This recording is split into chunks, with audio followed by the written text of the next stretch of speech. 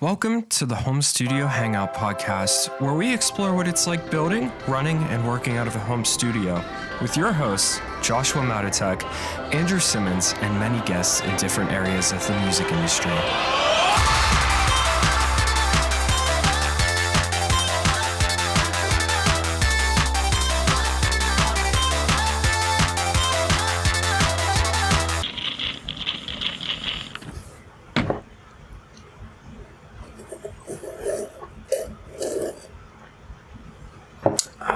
Welcome back to the Home Studio Hangout podcast. This is your host, Drew, here with my co-host, Josh. Boy, howdy. Boy, howdy. Dude, it is not our normal time of podcasting. It is. No, I kind of like it, really. It's kind of podcast at night. I know, like firing on all cylinders. I know. Not worrying about what we have to do afterwards. It's just like, Yeah, podcast after dark.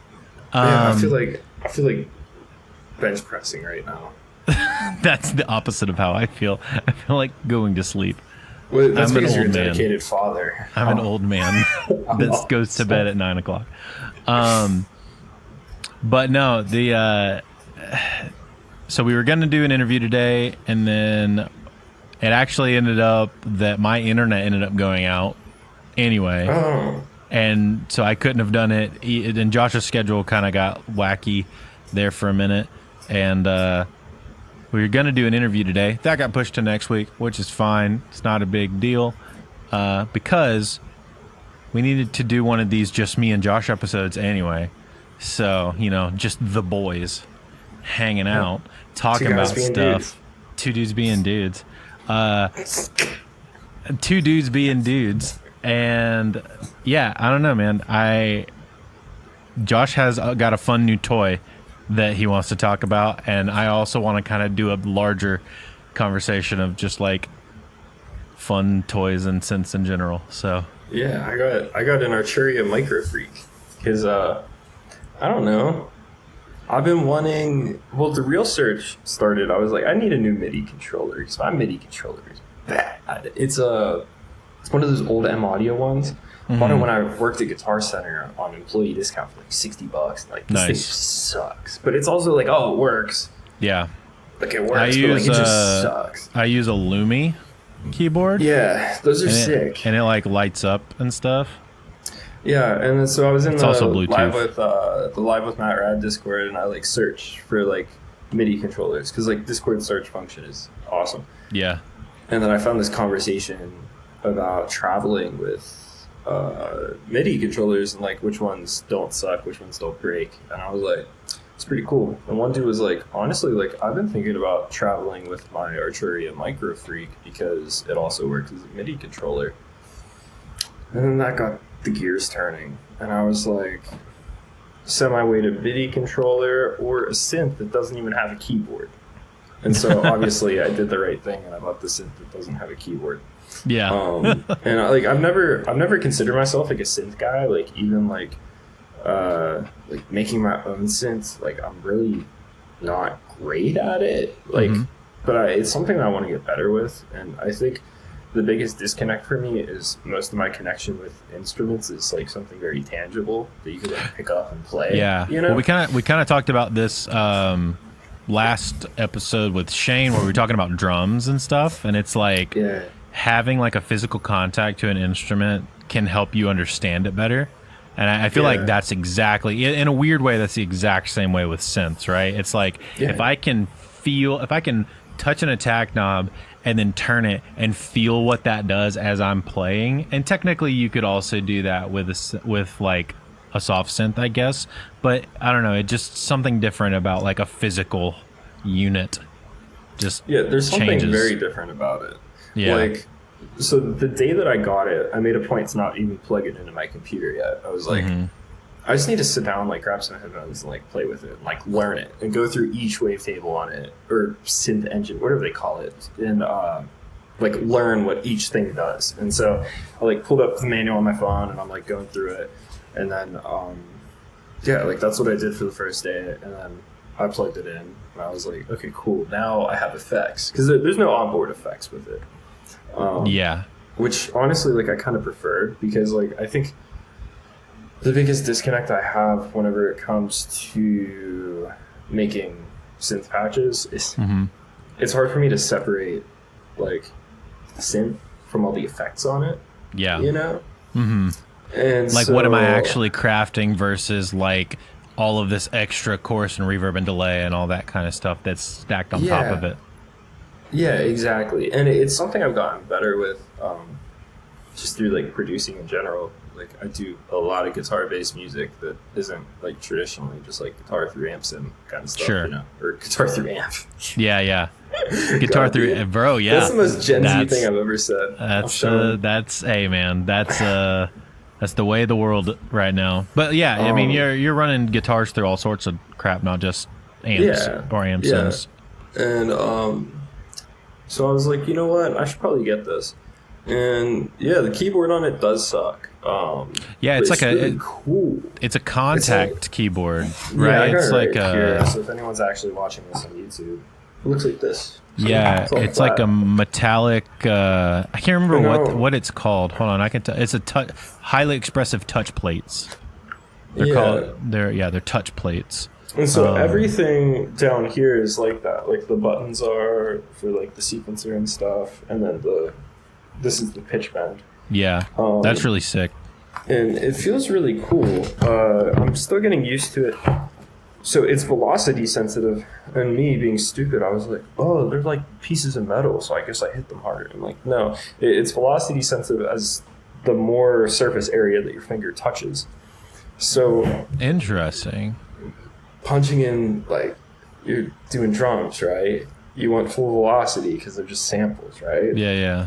I'm like, you have to like flat finger it. It's weird. You can turn it off. Strange. Yeah. But I've just been doing it just so like I get used to that motion because it's really cool. Like you could assign anything to the key press, and so like I can do that. Like I could assign the cycling envelope to that. I could assign just like the rise time, and like you get almost like that granular feel the more that you press down. You can do it with obviously the cutoff and all kinds of cool stuff. So I've been really, really liking that. It's just something different, and it's cool, like just being able to like sit down and like play something and interact with something.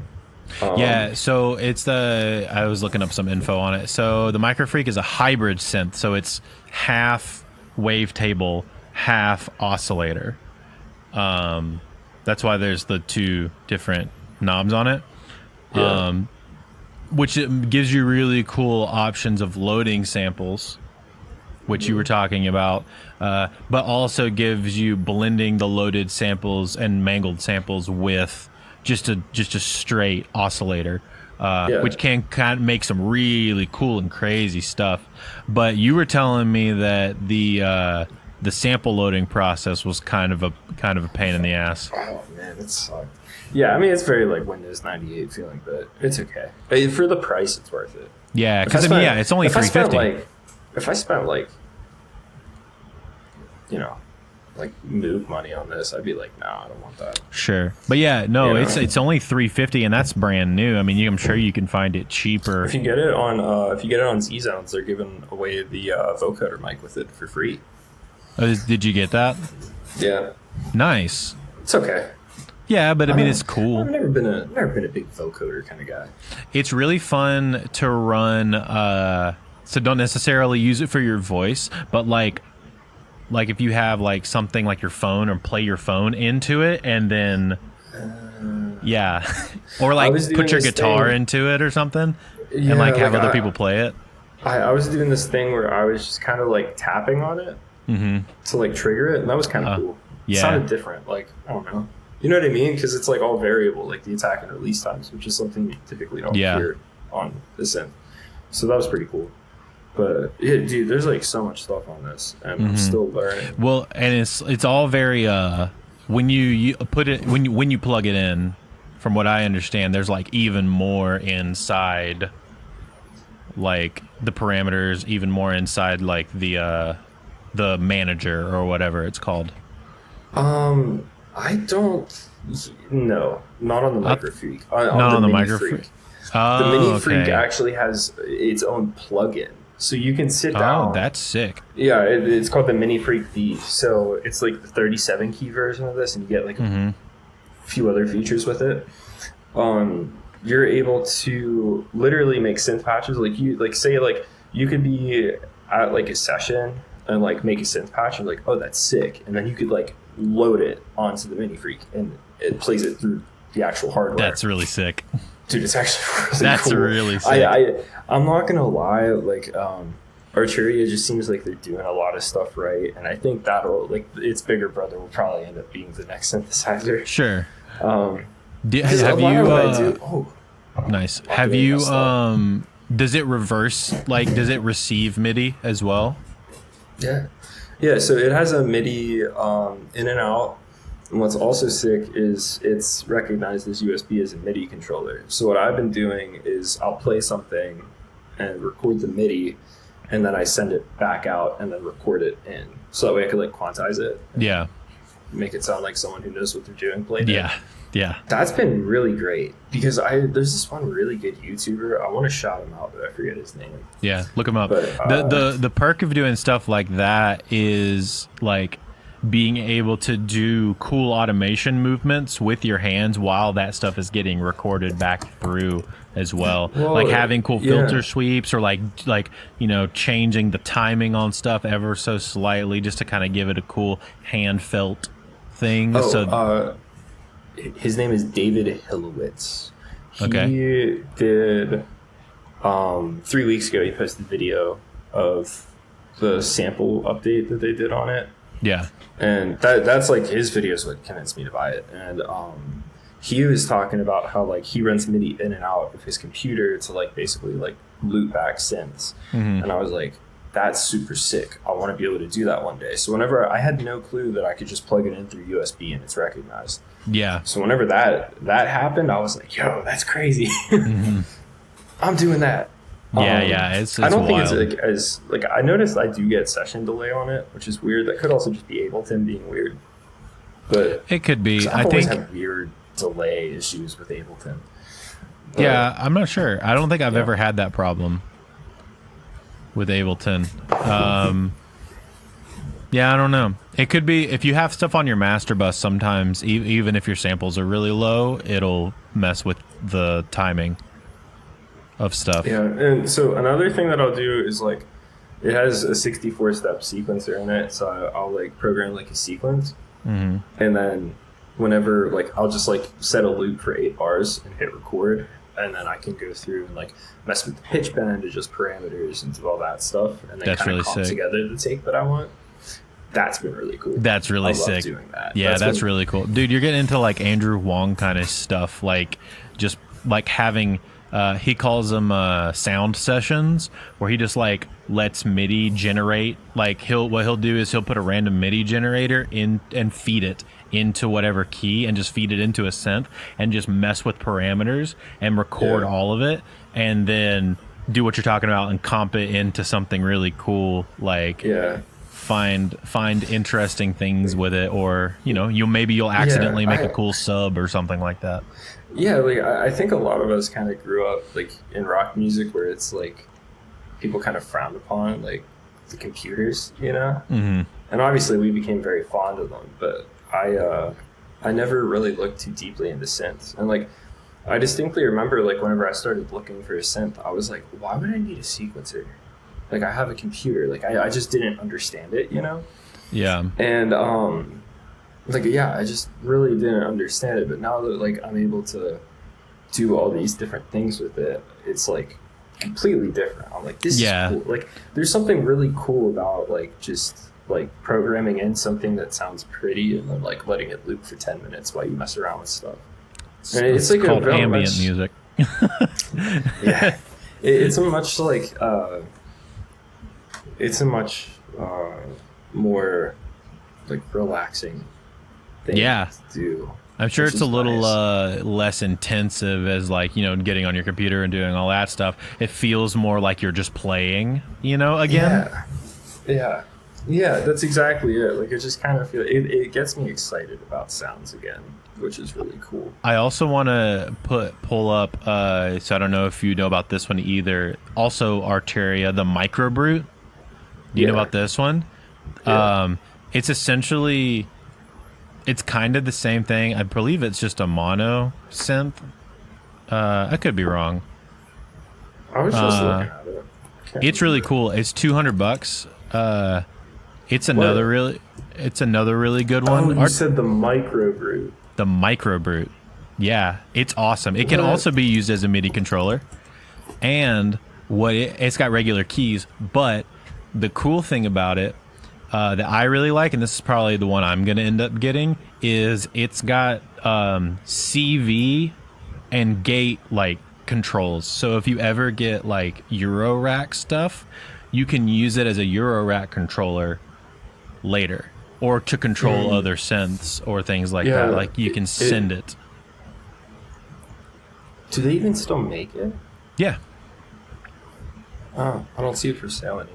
They have it on. Cool. They have it on. I mean, they have it on Reverb that I saw, but I just pulled it up on their website, and yeah, it's pretty That's cool. Super cool. It's just like I want to say it's like a single oscillator thing. It's got a sequencer in it, up to 8 pattern sequencer. Yeah. It's pretty straightforward, but it's got good knobs. That's the other thing. It seems like it's got really good knobs and like faders and stuff. Yeah, because I saw the Mini Brute too, and that thing looks really, really cool. Yeah. But I like the idea. It gets me excited. Yeah, I like the idea of having something with the Matrix where you can like mess around with CV or sending stuff from one place to the other, kind of like a little mini Eurorack module or whatever. That idea kind of gets me excited. Oh, so this has the CV gate and pressure out, and then on the back. Yeah, and then it also has clock. Oh yeah, it also has the CV stuff. That's really cool. Yeah. Yeah, so you could also use that as a Eurorack like controller or whatever. And yeah, for like what, $300? Like that's crazy. That's just available. Dude, it honestly to people. is. Yeah, it has so many different features. Yeah. And like, I don't know, it definitely has a sound to it, you know what I mean? Like it's what I'm trying to do is I'm trying to like recreate like some of my favorite sounds as you heard before we started. Yeah. And it's been cool because I'm learning a lot of my favorite sounds are actually pretty basic with some very basic effects on them. And or like multiple layers of like oscillators and stuff. Yeah. And so it's like there's not a lot that I need out of a synth, you know? And so that's super cool. The fact that I could load samples into it is extremely cool. Yeah. Load an 808 into that thing. Load one of your 808s and see what you can do with it. I almost put the way bigger 808 on it, and then I didn't, but I'm gonna do it now. Yeah. And yeah. Oh, dude, I didn't even think about that. You know what that is prime for? Making sample packs. Yeah. Because just like loading in samples that you've kind of like or already have, and then just messing with them and like destroying them and then rebuilding a new sound out of it. That's the next thing that I want to do is start like loading up like drums in it and doing all that. Because I've made some drums with it. Because there's a oscillator type called noise. Yeah, and you can basically just make any kind of drum sample with a noise generator. Yeah, and so like it's super sick, and I don't know, I've just been having fun. So I don't know, it's been really cool. I don't know why we were talking about this before we got on here. I don't know why, but like this thing feels like it goes lower than any soft synth I've used, which doesn't make sense because like it's all digitally generated, so you would think that a computer would do it better than a synth, you know? Because they're probably just using like an Android chip. It's like a 2006 Android phone chip or like an ARC processor. Yeah. Like like it's probably nothing crazy. So like $20 I have a hard time. phone chip from 2006 or something. Yeah. No, it's actually just a Raspberry Pi. Oh, there you go. And it's like I don't understand how it can go lower. So if anyone listening to this can tell me why, that would be sick. It has an analog filter in it, which is like, I guess, the big selling point. The synth guys really like analog filters. Mm-hmm. I don't know why, but sometimes it's because it generates other harmonics, which it could be. That's what I'm thinking. Yeah. I'm thinking that the reason why it feels like it goes lower is because of the harmonics it makes through the analog filter. Could be, but also I don't know that much about that synth enough to know if that actually. I don't know how much analog filters generate like harmonics. You know what I mean? Yeah, I'm not sure. I wouldn't think that would be the case. But yeah, no. I think they're doing a really good job of. Arteria is doing a really, really good job of making like available synths to just like the everyman, like the casual producer or like, you know, the bedroom producer, because these things aren't normal. Synths are they're like 16 grand sometimes. Like a grandmother is like insanely expensive. Oh yeah, well I know that their one is like 10,000. Whenever I was at Perfect Circuit, I went with Rob and his roommate, and his roommate is like synth god. And I was like, okay, this is going to be a blast. I'm going to have so much fun because he knows so much. And I go there. Dude, I couldn't get a single thing to play sounds in there. Like, legitimately. I think I walked up to, like, an E-piano. And I was like, oh, it sounds like an E-piano. You know? And so, but, like, he was playing around with the one.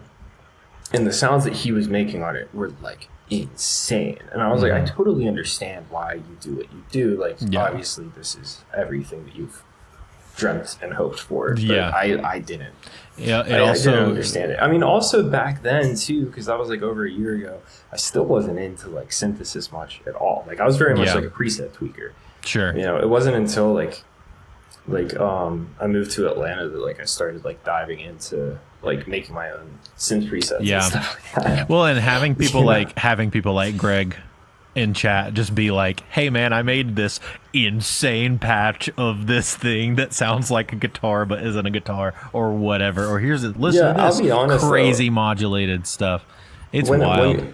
When Greg explains a lot of his stuff, it's like I can tell that the way that you're responding, like you understand what he's doing, and like Moshe understands what he's doing. Me, I go, man, that's really crazy. Can I hear it? And then he shows us it, and I listen to it, and I'm like, I don't know what it's doing, but that's pretty sick. Yeah. I don't. But even like, just that's how dumb I am when I. But even you just having like this basic thing to like start understanding the reaction of like how a filter reacts or an LFO reacts to like pushing an LFO on like the oscillator type and have it sweep through that, or you know, having it affect the filter on a certain, you know, filter type or whatever, and like being able to have that hands-on, I think is going to be a big growth point for you as far as like learning more about synthesis. Dude, so here's what I'm sorry, dude. Somehow I ended up go on for Gearspace, and this go is for terrible. I hate Gearspace. But like, I mean, I don't know why I didn't put two and two together before, but yeah, an analog filter would sound way different than a digital filter. Sure, obviously. There's no like bit depth or sample rate in the analog domain. So I'm assuming what'll end up happening the more that you filter, the more fold back you get, which means the more error that you get, which means more noise. So and if anything, the more you're using it, the more it's generating those lower harmonics. Yeah. So that's interesting. Yeah, so basically what we thought. Yeah, like an analog filter, it's not so much that it's generating harmonics, it's that it's just eliminating like any sort of like phase issues that you would get from having a digital. Oh, that makes sense because why it's cleaner too. That makes sense why it's cleaner. Yeah, so like that would actually make a ton of sense. Yeah, because it would keep your low end intact. Yeah, then plus you're running it through a preamp, or at least I am a padded down preamp. Sure. So it's going to add saturation and like so that makes a ton of sense. Yeah, I never even thought of that.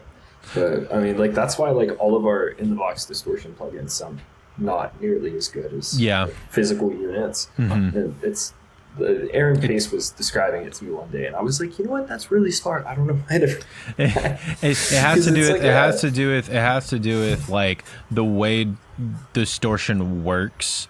Is really hard to digitally manufacture because a digital distortion doesn't work the same as an analog distortion because it doesn't you're having to manipulate the harmonics that the distortion is making digitally, and that the analog version is doing naturally, and they're kind of random the way that the distortion works. Like it does in order harmonics first, but then after that it starts breaking up into ways that are specific to whatever unit that you're using. Yeah, and then the other side of that is like pretty simple, right? It's like an analog piece of gear is technically affecting that audio to infinite. Yes, because there's no headroom. Yeah, while in the digital domain, like you hit a certain frequency and then you end up getting foldback, which is why like EQs that oversample like take up so much processing. But that's crazy. Sense. That makes a lot of sense. So I guess having an analog filter and a $350 synth kind of is a big deal. That's massive, actually. I didn't even realize how big of a deal that was. That's crazy. Yeah, because like I literally like I was struggling to like get like the bass sound that I wanted because the envelope, not the cycling envelope, but the envelope, it just doesn't work how I want it to because like you can't adjust the release and decay how I want to, and it's been kind of weird getting it to feel right. Like I can't really like change, like it's not parabolic, and so that's been weird to deal with. But you said you haven't ever messed with the synth before? No. Interesting. No. I've actually I don't think I've ever. Yeah, no, I've never. Yes, because Lee Studio doesn't have any synths, and the spot in Pittsburgh didn't ever have a synth. So yeah, you've never had it's just that you never had the opportunity, really. I mean, I got to play around with like Sam had like an OP1. And which is pretty cool. But like, I had no clue how to use it. You know what I mean? Yeah. Like, it's hard to like grasp like the more compact designs if you don't understand. Like, because it's so layered and it's not like just right there. You have to like go through menus and stuff. There's a lot more menu diving involved. Like even this has a little bit of menu diving, but it's not bad. Like if I go into the utilities, like I can affect like bend range, glide mode, unison spread, unison count, envelope legato, envelope snap. What's that mean? Teach me how to use my own things. What's envelope snap? But yeah, I mean, like it's not like there's a ton to like fumble with through the menu. That's all pretty easy. For sure. The so I've messed with I've messed with a decent amount of synths. It just in my time of doing production stuff. There was a guy that I know named Justin. He lives in the Tulsa area. So whenever me and Shama were in Tulsa doing all of the work for VeggieTales, we posted up at his studio to do all those writing sessions, right? And by writing sessions I mean it was us taking a song and completely redoing it. And so we already had the lyrics, but we were just working on the music. So, which was kind of fun because you didn't have to worry about the music. You just had to make the music cool. And then the lyrics just had to like make sense inside of that context. But he had a good amount of stuff. Like he had a Juno 106 that was really, really cool. He had my favorite synth that I've ever played, a Prophet 6, a sequential Prophet 6. Yeah. Legitimately my favorite synth, like of all time. There was another studio that I played. I went to in the Raleigh-Durham area, and they also had a sequential Prophet 6, and I don't know, man. There's just something about that. It's very hands-on, and honestly kind of similar to the way that these Arturias are set up, where it's like there's not a lot of menu diving. It's pretty much just like the knobs that are there, and they're labeled, and they do what they say they do. Yeah. But the oscillators are so rich on those things, and like they just feel so good. If you want a warm sound, like it feels so warm. Yeah, like I don't know. There's definitely a reason why like the 106 and like the Prophet are like kind of like benchmark. You know what I mean? Yeah, it's really cool seeing the new stuff that's coming out. Like, have you checked out the Take 5 from Sequential? I haven't. What's that one? That thing rips. It sounds so good. It sounds like a Prophet's like little brother. Really? I also realized that you can get a Prophet, just the brain of the Prophet, and have it be MIDI in, and then just use a regular MIDI controller and control the brain. Yeah. And it's like significantly cheaper. I think it's like $1,000-$2,000 cheaper or something like that. That's super sick. They have multiple ones now. I'm seeing the Prophet 5 module and then the Prophet Rev 2. The brains. Yeah. What did I just Take 5 sequential synths? Oh yeah, dude. Oh, you know what these kind of remind me of? These kind of remind me of what are they? I think they're. It's like I think it's a Yamaha synth.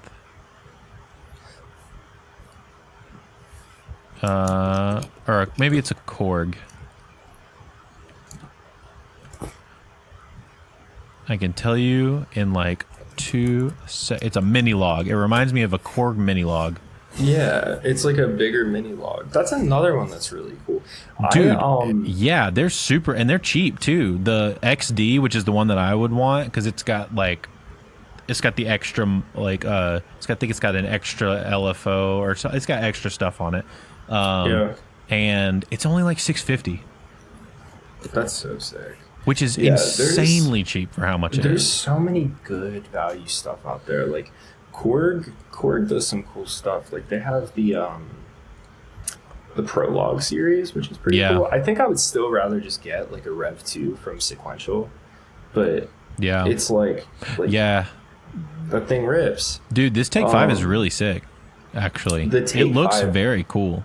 Just check out videos once we get off. Yeah, we'll do. It sounds really, really good. Now it is $1,300, so it's not quite in the same price range. It's like real synth territory, yes. But it's also not like $5,000, which is cool. True. It's still in the more budget quote unquote kind of territory. But I don't know, man. I think for the price, like the mini log and the lower end Arturia stuff kind of rules. Yeah, for that like 100%. sub $700 mark, like they're kind of hard to beat. I would love to eventually get the Mini Freak, and then how much was that one? It's like $699, I think. So it kind of falls into that like sub $700 category. Yeah, I mean, like it's kind of crazy the stuff that you could get for under $1,000. Yeah, know? Especially with Behringer, like making all the clones. Dude, so Behringer those Behringer synths are actually very good. Yeah, they are. Like they're really good especially for the price. Can we take a minute how they called the Model D clone the Poly D? That's funny. That's real funny. That's very funny. It rips. Like I was checking out their stuff too, and they have a bunch of really cool stuff. I don't know. The Poly D's only like $600 too. I'm still like really digging like the corny like FM synths that we kind of grew up on. So like I really want to get a DX7 and a CZ1000, and they're cheap. Like how much can you get a CZ1000? They're pretty cheap in perspective to like the synth world. Dude, CZ1000, $250. Heck yeah. CZ101, maybe the 101 is like the more sought after one. Probably. This one is $420. Like even they're then, so sub cheap. $700 synth. And how much That's is crazy. the DX7? $200, baby. Yeah, the For DX7s the are. Taco Bell theme, dude. Yeah, dude. I For the actually think I Taco Bell have. theme? I actually think I have a DX7 somewhere. Really? Yeah, it's broken. Something's wrong with it. I think because it takes, if it's the one I'm thinking of, it takes a cartridge. Yamaha DX7. Let me look at it. I can tell you because I'm pretty sure I have it. My Yes. dad No, I has a- have this one. I have this. No way. Yeah, That's I super sick. can't remember where it's at, but it's somewhere like in one of my parents' houses or something. But it takes all of its sounds are in a cartridge, like, and I don't have that cartridge. Oh. So I have the body. I just don't know. They have different cartridges for them too, from what I remember. Like they so I don't like, have different packs. I don't have the cartridge, so I would have to get one of those. Let's see, how much is a ROM? Oh, dude, you can get a ROM for $85. Oh heck yeah, that's an easy replacement. $50, $100, $90. Like this one, yeah. Like there's different ones. So they have like ROM 1, ROM number 2, ROM number 3. They're basically like the Pokemon games for Game Boy. They just have different ones. Yeah. But they didn't name them after colors. Yeah, they just named them 1, 2, 3. But And they probably all have like dude, different specific 100% sounds. do that. That would be so cool, Yeah, I gotta find it. dude. Especially Wherever with it's like at. more like the pop stuff that you're doing, like all those e-piano sounds. They're Oh, typically yeah. just the DX7. Yeah, You they know? really are. Like, that Especially the would be crunchy sick. ones. That would be Especially so the sick. crunchy ones. Yeah, they're very much just a DX7. My dad has like, it's been sitting in our basement since as long as I can remember. It's an old sequential split 8, and that's having like a similar issue. Like it needs like reflashed or something like that. Split 8. I don't know too much about them. So the split 8 makes for a very nice programmable polyphonic analog synthesizer with complete MIDI implementation with 8 voices and 8 oscillators. He said something about like it's functioning, but there's something wrong with like the software side of it. Yeah, it probably just Which needs is like a confusing software. because it's saying it's an analog synth, and if you pull up pictures of it, dude, it's literally just buttons. Like I don't think there's a single knob on this thing. There's 2 knobs. There's probably an internal motherboard of some kind though that like isn't working properly that needs to get reset. It was like the presets or something like that. He said don't work. Gotcha. Oh, what's Google Lens? Why did that pop up? Anyway, I don't know what I'm doing. Ads, bro. I'm just a guy. They got you. But yeah, it's just a master tune, parameter value, and then volume A, volume B. But yeah, like you select everything from like these buttons. It's very weird. It's very 80s. The one problem that I have with all of these synths being so affordable is that I do not have a large enough room to put them in because bro, as soon as you get more than one, like immediately you don't have any space. Well, that's why they make the level racks, right? I know, but You know? like yeah, I know. I gotta find a place to put it. If I'm gonna do that, Dude, I gotta find a place to put it. Right behind you, 3 of them. You'll be alright. Right. What are Bob and Larry gonna do, dude? No, I meant the other shoulder. Oh, over here? Yeah, what's over there? Oh, that's the door opens that way. You don't need that door. I could probably, honestly, I have a spot right here next to my guitars. I could probably put it. Just make your door open the other way. Just flip it. Just make it open the other way. Literally, just rip down your entire door frame and then flip it flip the it. other way. You'll be Just- alright. Yeah. Just take off all the hinges, flip it around, put them back on. Yeah. Yeah. Handiwork. Door frames are weird. Doors are just weird. Like they all have to open a certain way because of code, unless if you live in Florida. Why do you know that? Because so we added on to like my house, and so like we had a 1-car garage, and then when we added on to the back of the house, we had a 2-car garage. So it's like 2 cars and then like 1 car. Yeah. Right. So we had like a whole spare garage. And we're like, what are we gonna do with this? And so we double walled it and put up rock wool, and we even cement boarded on it and turned it into like a little soundproof like room so we don't get noise complaints. And this is whenever like I was heavy in my drum phase. Yeah. And the things my father did for me, and like we built it ourselves. I was in like junior high, like hanging this cement board. I felt like Tim the Toolman Taylor. Yeah. And so what was it? The door. So the door had to open a certain way, and we wanted like an exterior door for it. And the guy at Home Depot was like, "Yeah, you can't do that. It's not up to code." And we're like, "But it's not going outside. Like it's inside. Like doors can go any way inside, right?" He was like, "Well, if we get it from Florida, then it can open the other way because of hurricanes." So like typically how it works, like it's like a fire risk, right? So like if you think about it, if like firemen need to get into your house, it's way easier to kick in a door than pry open a door. Yeah. So basically anywhere else in the country, like your front door has to open inward. But in Florida, they're allowed to open outward because of hurricane winds, so your door doesn't get blown in. That makes sense. Yeah. That makes sense. Another reason to not live in Florida.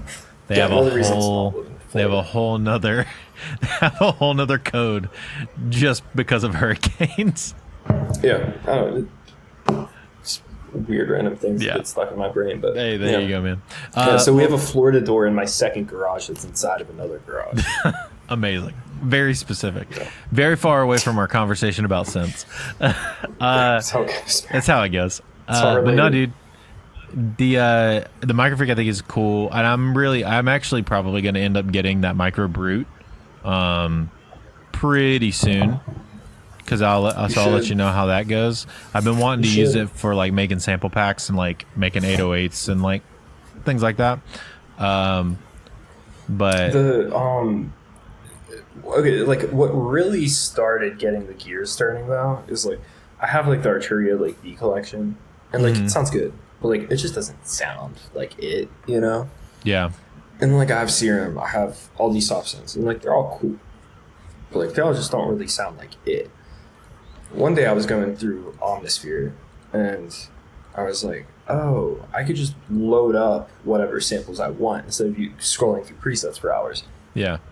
And the way that they sampled, like the CS80, an Omnisphere? the base station, yeah, dude. If you want like really, really good synths, just like load up Omnisphere and like figure it out. Figure out how to make it work. The crazy thing is, ridiculous. I've used Omnisphere before. I don't have it, but the studio that I worked at the church that I started working in, they had Omnisphere, and I didn't realize how big of a deal it was that they had Omnisphere, because one, it's kind of expensive.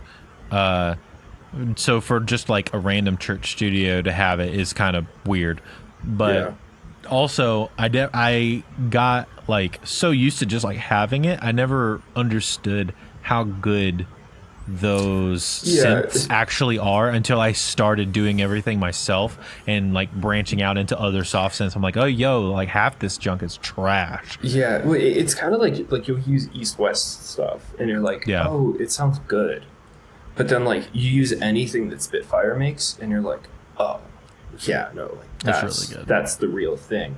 That's like how it is whenever you use like digital modeled like synths versus like the ones recorded in Omnisphere. Like Spectrasonics has easily made probably the best library in the world of sounds. Yeah, you know, the pianos that they have for Keyscape are crazy, and also once again very expensive. But and then there's Trillion is also fire. Trillion is also sick. once again, it's just basses, basically. But once again, very expensive just for basses. It's like $400. But yeah, so like that's kind of what got the gears turning for me. Yeah. I was like, but if these sound like this and that only sounds like that, then I should probably try to get this. But that's too expensive. So what else is out there? Yeah.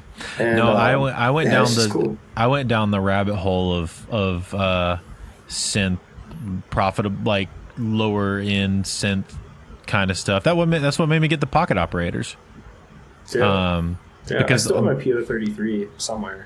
Yeah, I have my PO33 and my my sub, dude. It's just the basses.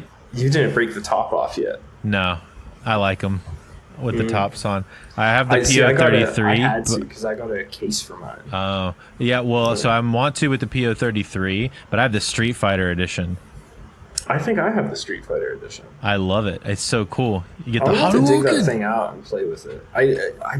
I think I need to clean the contacts on it though, so I need to get some Coca-Cola and do that. Probably can't hear that. PO33 is the sampler, right? PO33 is the sampler, yeah. Yeah, that's the one I have because I distinctly remember the first thing I did is I sampled a fart and made a song out of it. That's amazing. But the thing is, so the sub is sorry, that's the wrong one. That's the Mega Man. The sub is the PO14, I think. Yes, the 14. And I think it's got like an actual it uses a synth engine as the motherboard instead of a sampler, like a digital synth engine. Oh, dude, they just released a record. Teenage Engineering is like the best and worst company. Like, I know, they've somehow figured out how to be more pretentious than Apple. And even though I think they make stuff with Apple, don't they? Don't they make something with Apple? Yeah, they're in their store. So they're selling a $1,500 ultra portable audio recorder. And it's have you seen their mixer? Yeah, their mixer is garbage. It's so expensive. So tiny.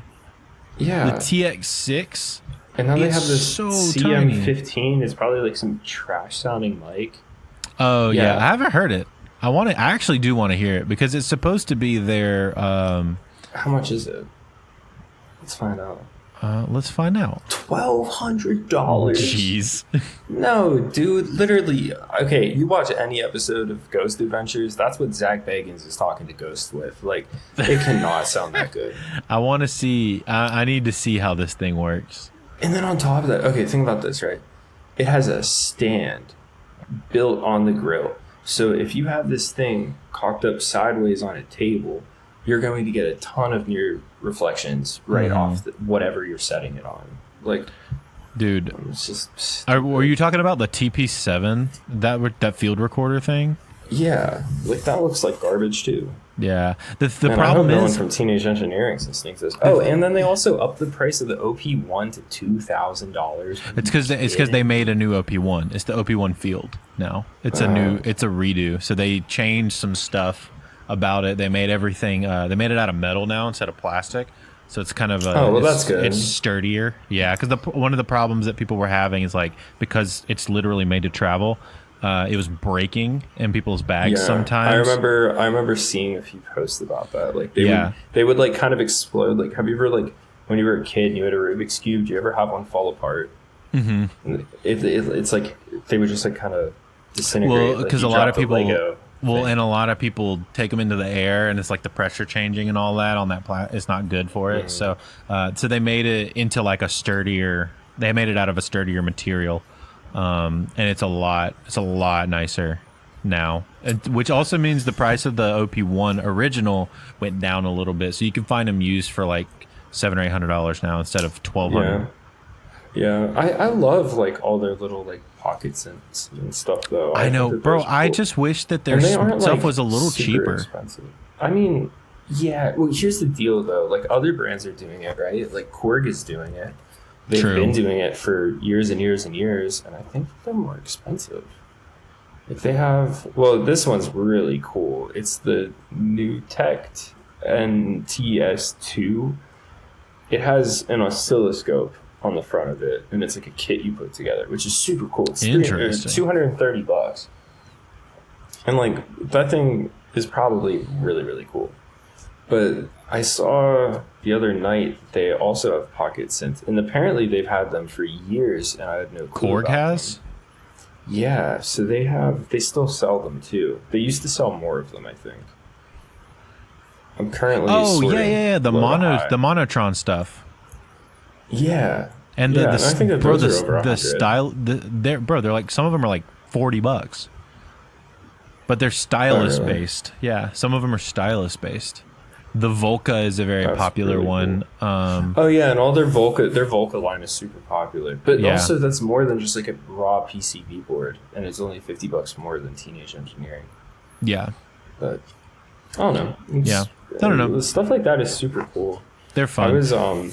If people are looking, honestly, I would say if people are looking into getting into like synthy kind of stuff, I stand by the Pocket Operator series, the Teenage Engineering Pocket Operators. Like, some of them are better than others for sure, but they're very cool and they're super fun to like mess around with, and they're nice little trinkets to have like on your wherever. Like, I just have them in reach, like right here below my screen, or. The two Arterias that we talked about, I think, are kind of the best physical on the low end that you're going to get. The Micro Freak and the Micro Brute. You also do have like the Korg Monologue, which is the same price, but it's like a much different synth. Yeah. Like, it's a mono synth. It only has a 16-step sequencer, but like it's full analog. Yeah. So it's just like a different vibe entirely. Like, it's very similar to Micro Freak is more like a OP1 in my opinion. Like, you can sit down, it's like this compact package where like I could sit down and like make a whole beat on this thing if I wanted to. Yeah. Which I've been doing, and it's so much fun. But then like the Monologue is like the kind of thing that like you would only pick for certain sounds, Yeah. Yeah. That's true.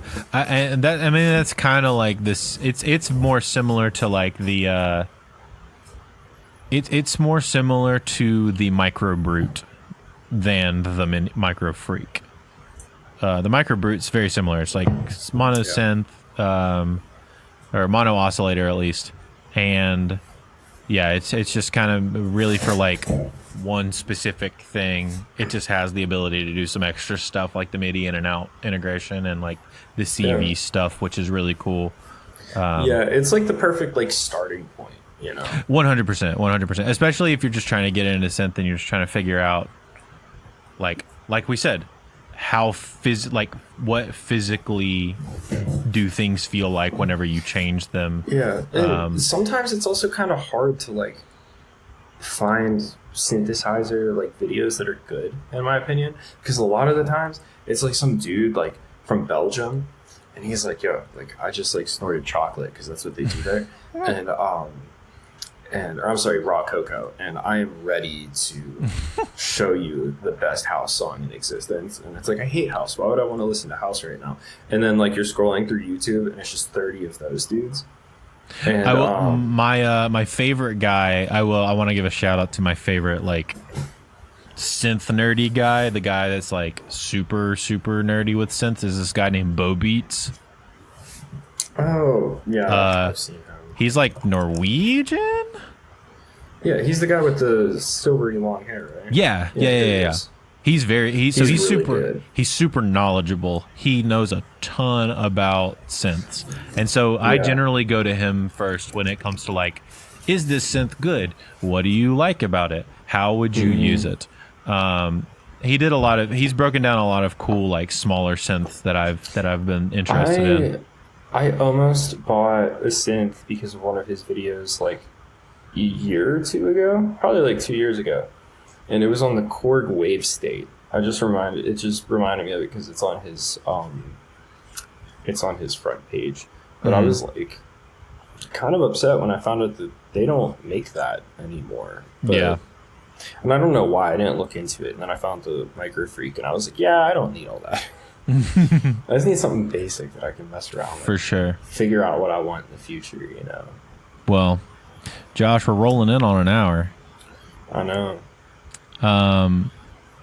Before we call it, I want to tell the people, if you don't know, we have a Discord server. It's been fun. We've been having some fun conversations in there. Been having some, people drop some stuff and connect and all that stuff. We even had guest Chris Bowman drop some free tickets for people that wanted a show, come out to a show or whatever. So stuff like that, fun things happening like that. But also, if you're listening on Apple Podcasts or Spotify, leave a review. I haven't asked for a review in a very long time.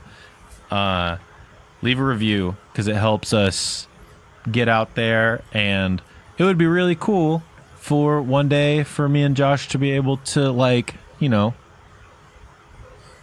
pay a little bit of bills with this. Oh my God. Could you imagine how good I would be at all the ad reads? That's what I'm talking about. I would do every single one of our ad reads. It would be awesome. Like BetterHelp. Yeah.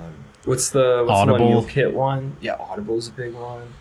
We got Manscaped. Dude. Yeah.